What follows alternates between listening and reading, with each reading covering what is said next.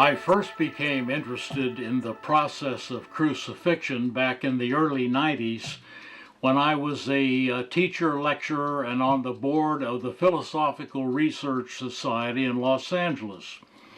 I came there just after Manly Palmer Hall died. I had fulfilled some of his lecture engagements, and they asked me to stay on. While I was there, I started doing research on the Bible. I was especially interested in the fact that newspaper reports over time, every few years, had a report of some person who wanted to suffer the way Jesus did on the cross. So he had his hands nailed to a cross beam and his ankles nailed to the vertical beam, and they stood the cross up, and he tore loose from the cross and fell to the ground.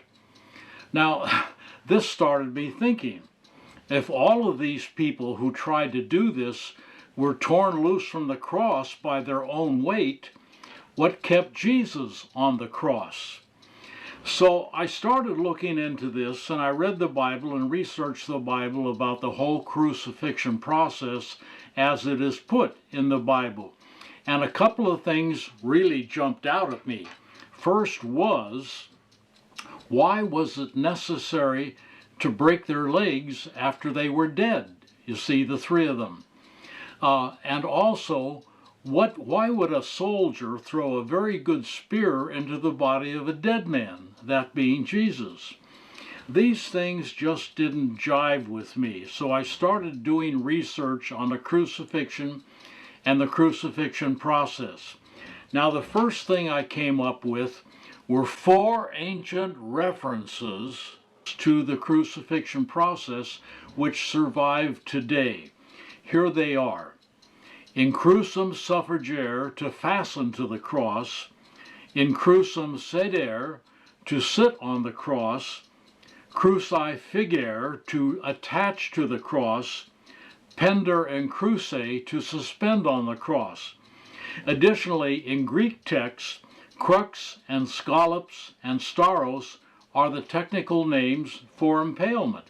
So I started thinking then, was Jesus actually impaled on the cross? Could that be? Well, I started looking up things in the Greek concordance, because that is a truer representation of the original Greek than we see today in the King James and the new versions of the Bible that they have out today. So we find that in Matthew 27:31, it says in the Bible, and they led him away to crucify him. But if you look up that same verse in a concordant Greek text, it says, and they led him to the impale. And they led him to the impale. That started me thinking all over again. Jesus must have been impaled on the cross. But if so, how did it happen? Well, after much more research, I developed this theory through my research of impalement. And it seems that this is what crucifixion was really all about. It's not pretty, but here it is. First, the victim was put on the cross. His hands were nailed to the cross, and his ankles were nailed on either side of the vertical beam. He might have had his arms tied to the cross as well to support him. Then, and this is where it gets pretty gruesome, a 1.5 foot long steel spike was shoved through the cross and introduced into the victim's anus. Then it was further shoved in under the pelvic bone. You see, this was an upward curving spike, so at the time it's under the pelvic bone.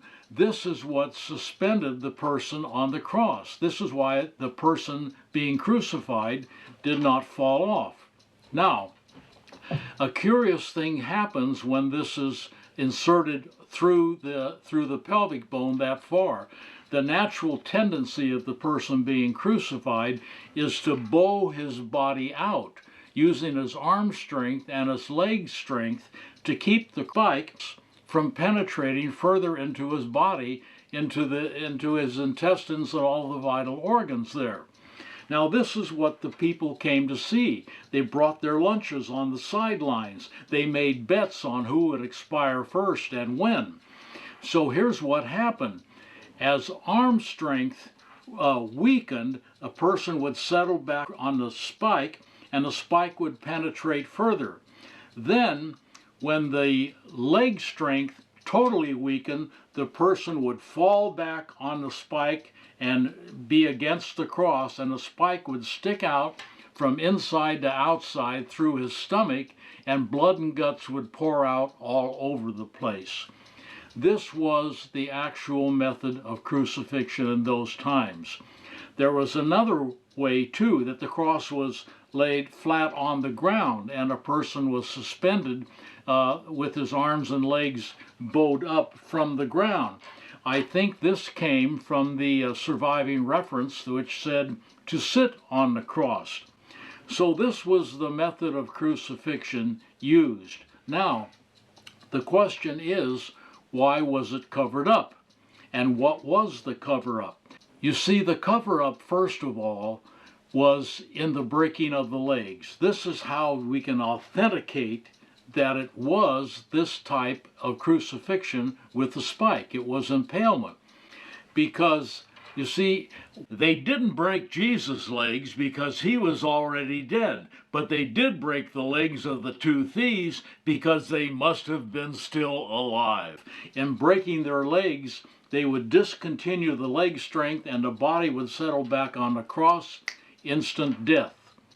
The other thing was, and this I've got to read you a verse from the Bible to go through.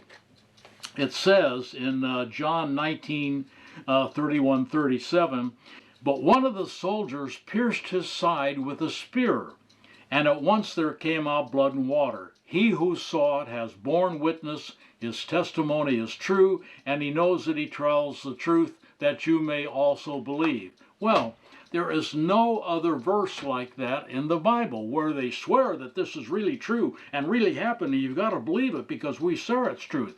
It's like Shakespeare's idea that methinks thou protestest too much, you see. So evidently this was put in there because there was a hole in Jesus' stomach. So they switched it around. Rather than the spike from the impalement, it became a spear into the stomach because too many people knew that that was what really happened. Now, why did they cover it up? Well, for one thing, the people at the time could not believe that a son of God, that God would let his only begotten son suffer such a cruel death for the sins of the people he himself created. That's still logical today. The other thing is they couldn't believe in a Roman God who was killed by a Roman governor. This was very difficult for them to believe. But the real reason that the cover-up existed was that you take the crucifix, which is in every home, every church, on every wall, is probably the most dominant symbol around.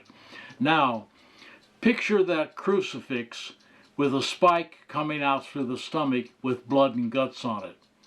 So you see, they had to clean it up because that was just too much guilt for people to bear. I did this to Jesus because you see, the crucifix really is a symbol of guilt. You are guilty of Jesus' death because of your sins, and that's why the whole thing had to be covered up. And it has been covered up all these 1700 years until now.